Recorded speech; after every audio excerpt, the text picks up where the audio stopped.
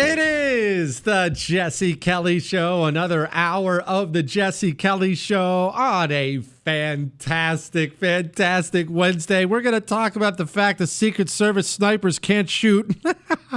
The communist in New York City has a bunch of young, evil communists working for him who are rich kids. Surprise, surprise. Americans still can't afford things, emails, so much more coming up in the second hour of the world-famous Jesse Kelly Show. But all that has to be set aside because we have an announcement to make about what we're going to begin on the show.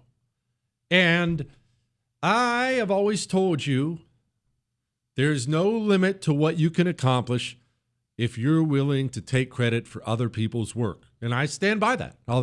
No, seriously. I believe in giving people credit where credit is due. And we got an idea that popped into our head some time ago. Me, Jewish producer Chris, producer Corey, and the idea actually came from some ridiculous voicemail we got back when we used to take voicemails. We don't do that anymore. But I was talking about Haiti and how it's pretty much the worst place on the planet, a complete dump in every possible way. It's awful. And how we should not be importing Haitians into the United States of America. And we got this voicemail. Mr. Kelly, thank you for your work. But as you refer to Haitians going home to eat each other, they are not cannibals. Please watch your words. Educate yourself more on other cultures, because they're beautiful people.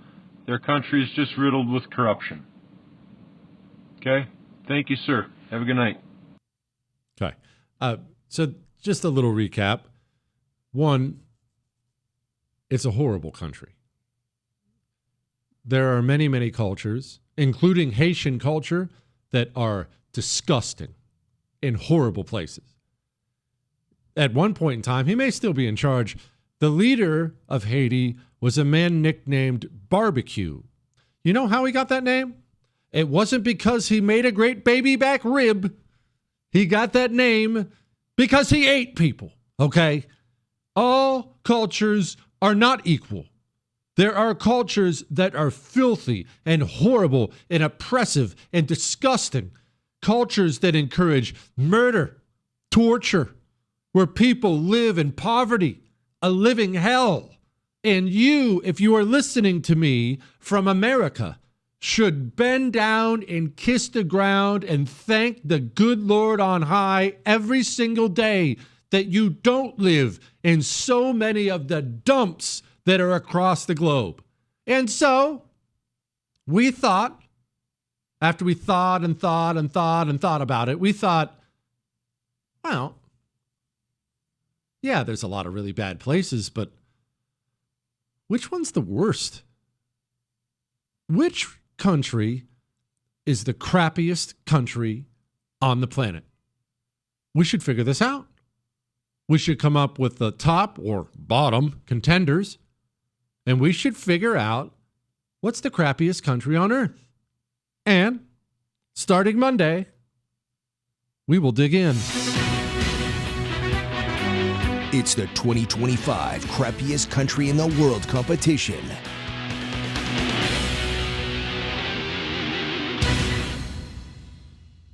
Starting on Monday. I would say, I think, you know when we're going to do this, Chris? Halfway through hour 2 on Monday. Remind me, halfway through hour 2 on Monday, the competition begins. What, Chris? What? Chris said the first half. Chris, don't interrupt me and say stupid things because I get confused. He said, which half, the first half or second half? Halfway through the second hour on Monday, the competition begins. It's going to be fierce.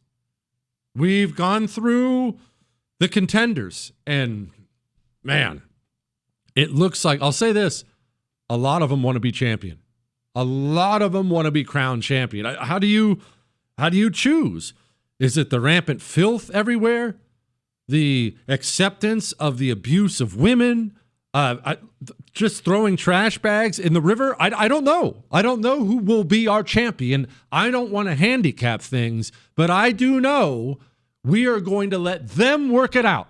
We believe in competition here on this show. So we are going to go find all the putrid, fly-ridden, disgusting places on the planet, and we're going to allow them to fight it out. Let's find out which place truly is the crappiest. And here's how we're going to handle this. And you may not have social media. If not, don't worry about it at all, because I probably have I have veto power anyway if I disagree with the people. I will actually put up a public poll on the show's Twitter account, the show's X account, the day of the competition that day. When there's one day, it'll be one matchup. We haven't totally decided how many countries are going to compete yet. I would guess 8, maybe 16.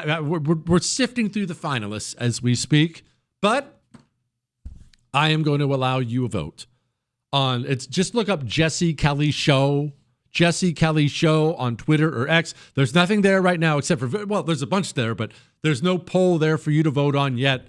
We are not going to put up that poll until Monday. The first of our 2 contenders, we'll figure it out. I'm very excited about this. I'm very excited. And I'm not going to lie. Part of my excitement is just thinking about this guy listening to it the whole time. Mr. Kelly, thank you for your work. But as you refer to Haitians going home to eat each other, they are not cannibals. Please watch your words. Educate yourself more on other cultures, because they're beautiful people. Their country is just riddled with corruption. Okay? Thank you, sir. Have a good night. Oh, you are very welcome. No. Don't thank me. Thank you, sir. Thank you. You have inspired us to greatness here on the Jesse Kelly Show, and we intend to climb that mountain. Now, it's enough of that. I've talked to you before about diversity and how it's awful. It should never, ever, ever, ever, ever be a goal of any kind. Ever. Diversity should never be the goal. If you ever allow that goal to creep in any way, you will negatively affect whatever you're trying to diversify. And it doesn't matter what the circumstances are. If you're the high school choir teacher and you decide we need more tall kids, got to have more tall kids, the choir will get worse. If you are a company, hey, we don't have enough Asians, and you seek to only hire Asians, what you're doing is you're reducing the pool of people you can sift through, and you will get worse. It is inevitable. Whatever you are attempting to diversify will slowly rot away, and in the end, unless you reverse course, it will die. I have called it over and over again the death of everything. That's what diversity truly is. Diversity is the death of everything. Whatever you're diversifying will rot away and die in the end. And when I say that's happening at a university somewhere, UCLA, you say, yeah, that sucks. It's terrible. Okay. But the problem is when you are diversifying critically important parts of your society, it can actually bring down an entire nation, because critically important things you need, things I need, they are rotting away, they're withering away, and they're dying. And because you're not always involved in everything, and I'm not always involved in everything, I don't know everything, you don't know everything, because we're not involved in everything, the rot, we can't always see it. Oftentimes, we don't even know what's happening until it's too late. You remember the day that almost changed everything. A day that you still remember, but it was a day, if it had gone a little bit differently, you would remember the rest of your life. You would tell your children and your grandchildren about that day. You remember. I'm talking about the day Donald Trump was shot in the ear. The day Corey Comparator was shot and killed. The day in Butler, Pennsylvania, when an assassin was allowed to take a rooftop 148 meters from the president's skull. Let's talk about the Secret Service.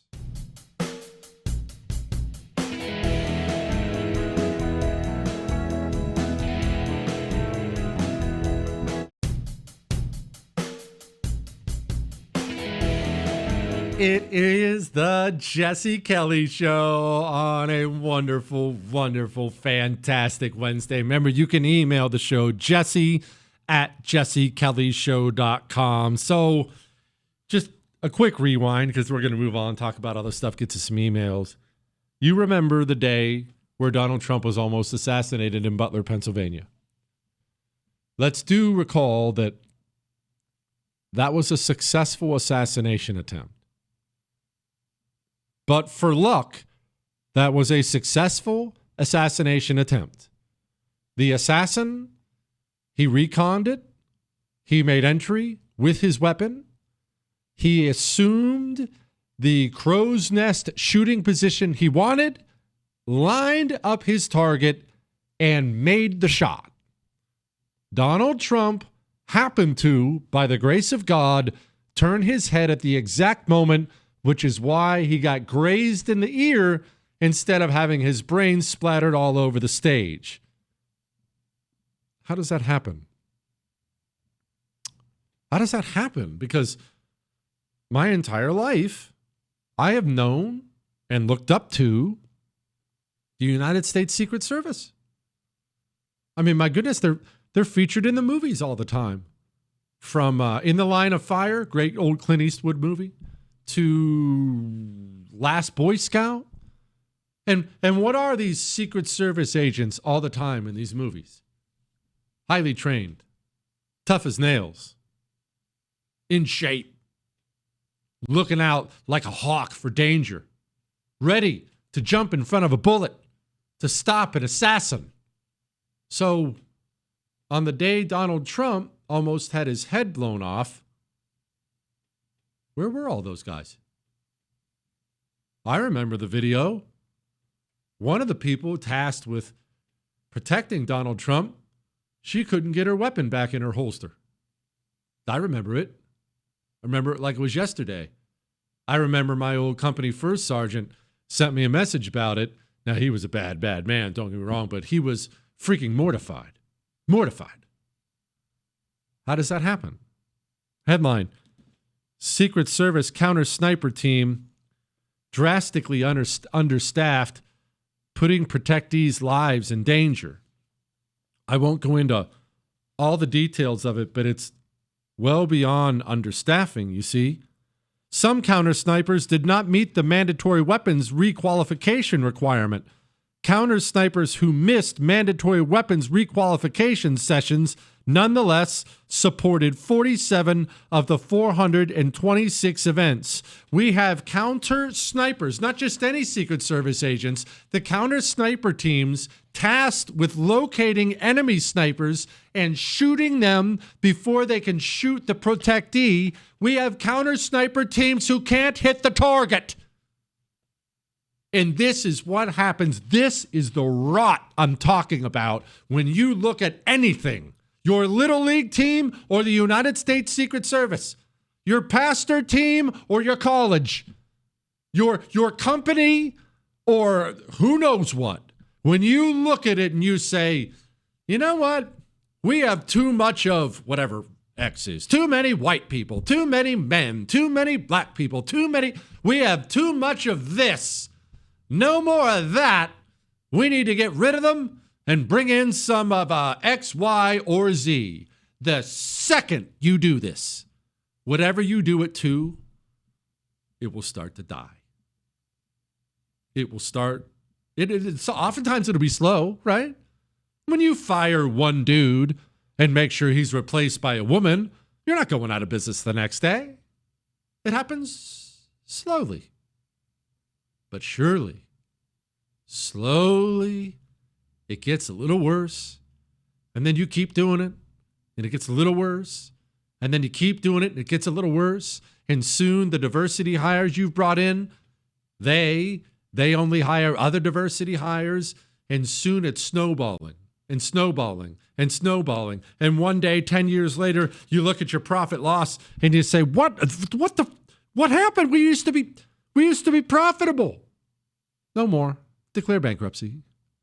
One day you wake up and you look out at your Secret Service counter sniper, the shooting results, and you find out the counter snipers who should be able to shoot the balls off a net, they can't hit anything anymore. How did that happen? Diversity is how it happened. Focusing on everything else except for training. Find the best, brightest, smartest, bring them in, train them up, and make sure you have killers with a long gun protecting Donald Trump when he is at a rally in Butler. I've brought it up before. I'll bring it up again. To have an unsecured rooftop 148 meters from the President of the United States of America almost sounds malicious to me. I don't have Secret Service training. I know a little bit about shooting. I don't have Secret Service training. I could walk out there and say, that rooftop? Someone's going to be on that, right? Or in the very least, there's going to be a sniper team looking at that, right? Unsecured, with no eyes on it. Diversity is the death of everything. Let's do some emails.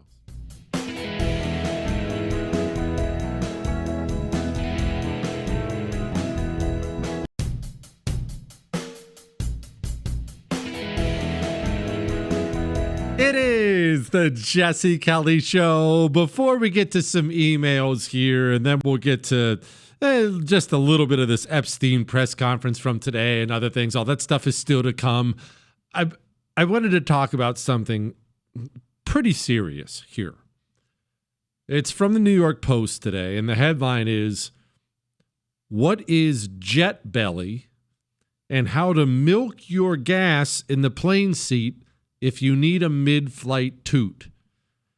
And I understand this can get uncomfortable, that talking about these personal things can get uncomfortable, but I've done a lot of flying in my life, and I'm going to give you just a little tidbit here, just a little pointer, all right? You know why people get upset stomachs when they fly? You, me, everybody. Because you eat like garbage in the airport. I do too. Believe me, I'm not pointing fingers. In the airport, it's mostly garbage meals. You're not going to find a roast chicken or something like that. You're getting chicken strips or snacks. So you're eating like garbage in the airport. And people compound this problem by drinking in the airport. It's a very natural thing people do. You're stuck in the airport. You don't have to drive anywhere. I'll belly up to the bar and have a couple beers. Well, what happens when you have a double cheeseburger from Jack in the Box and wash it down with 3 Bud Heavies? Let me go ahead and spoil it for you. The stomach's going to be a bubbling, known as the bubble guts or the bubs, depending on where you are. And so there may come a day, God forbid, but there may come a day this happens to you when you're flying. Allow me to help you out. If the need arises, do not,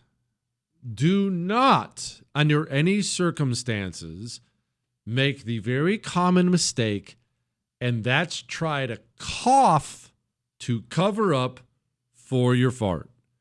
It's a terrible mistake for a couple different reasons. One, timing.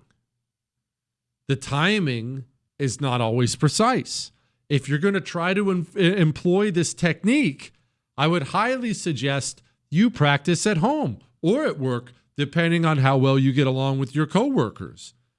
Sometimes the doesn't exactly line up with and then you just went and now everybody knows. Are you going to time that perfectly? I don't know, and neither do you. That's one. Two,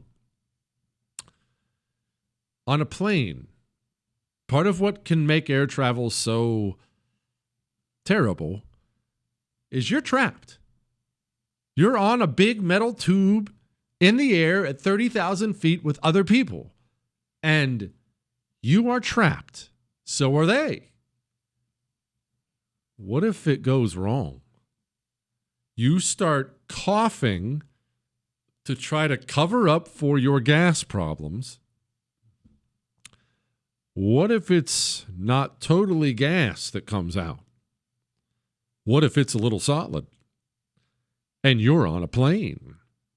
Now it's gone from bad to worse. So allow me to give you a piece of advice. If it happens to you, you've eaten poorly, some Bud Heavies, whatever the case may be, and the need arises, what you do is you wait until they're making an announcement on the loudspeaker. Not only is it loud, the extra noise helps cover up the noise.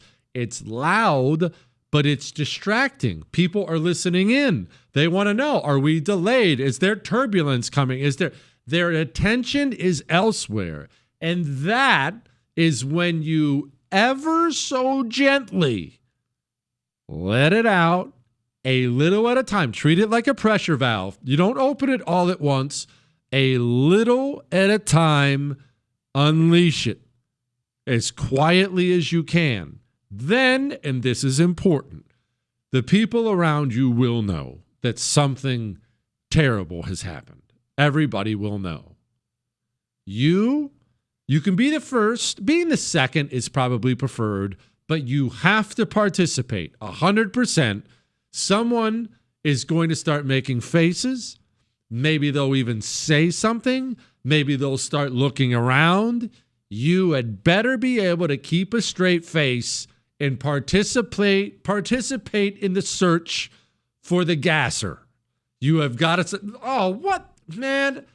People are so rude. That's terrible. And then by now you'll be struggling to contain your laughter. Put your head back, close your eyes, smile at a job well done. The loudspeaker is your friend. There, I just helped everyone out on a Wednesday. Let's do some emails. Dear Devil Dog, I keep hearing about the paid protesters you mentioned on today's show. Just wondering if the IRS peruses this income, 1099s, W-2s, Medicare, FICA payments, so on and so forth. Well, it's a very good point, and I'm glad you brought that up, but who works at the IRS? Do you remember how far and wide the Biden corruption went? It was like everywhere we turned, the people inside of government agencies were helping cover for the family. We're attacking their political opponents and cover for the family. FBI gets a laptop. Let's hide it. Do you remember the special counsel? They put somebody in charge of investigating Hunter Biden's crimes. This was supposed to be the crime fighter. The crime fighter came up with essentially a deal that let him off scot-free for what he'd done and had what amounted to a future pardon aspect to it of, hey, anything else that may come out, you're free of that too. That was the special counsel. It was so egregious. The judge in Delaware looked at it and went, wait, what? No, what kind of a deal is this? We're not doing this. And also remember, the IRS got involved. You remember that? Remember the IRS whistleblowers came forward? Do you remember what those whistleblowers said? I'll paraphrase for the sake of time. There are other things I want to get to here, but the IRS whistleblowers essentially came forward and said, yeah, the IRS is covering for the Biden family. This is our problem, and it's a problem that the Trump administration is beginning to solve, but the entire federal government, federal agencies we rely upon, they are the ones tasked with investigating the crimes communists commit. elected communists, street communists, they are the ones in charge of investigating these crimes. And as we've discussed so many times before, the elite communists and street communists may be separate and they may have different motivations, but they most definitely work together. The elite communists know part of their job is to keep the street communists out of jail. Yeah, the IRS should look into this. And remember, forensic accounting is a very fascinating field. It's way too smart for me, way beyond my ability. I don't even think they taught it at my community college. But it's hard to track dark money. It's very, very difficult. And in some cases, because of the laws that protect nonprofits, in some cases, it's impossible. You can get, and I've talked to them, the best investigative journalists in the world, they can't even travel all the way down the rabbit hole because they run into things they're not allowed to have access to.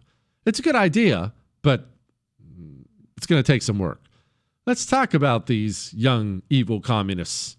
And let's talk about a man towing away an ICE vehicle. What? Hang on.